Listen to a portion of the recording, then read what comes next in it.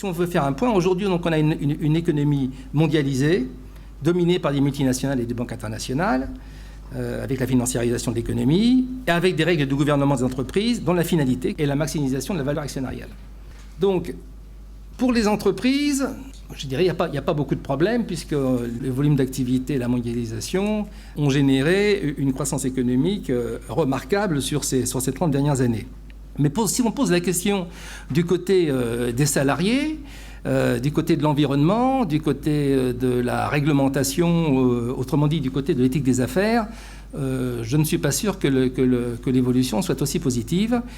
Et la communauté politique, la communauté économique, elles ont dû trouver des réponses. Alors je voudrais simplement, pour information, mettre l'accent sur une norme, qui est la norme ISO 26000, qui a été publiée en 2010, qui est aujourd'hui mise en pratique par quasiment tous les pays.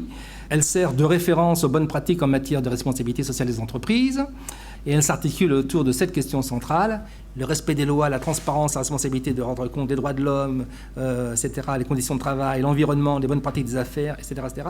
Tous ces critères, tous ces principes vont être traduits dans la norme sur les achats responsables. C'est la norme 20400 sur les achats responsables qui est la parfaite déclinaison de l'ISO 26000.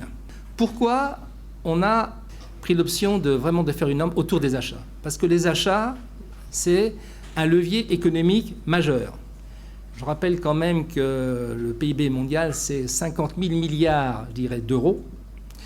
Je rappelle aussi que les entreprises du CAC 40 consacrent 20 à 80% selon leur métier aux achats. Donc c'est un levier naturel, magnifique, pour faire passer des messages de RSE au travers des politiques d'achat vis-à-vis des fournisseurs, des sous-traitants, etc., etc. Et on a pour objectif de sortir cette norme le courant du premier semestre 2016.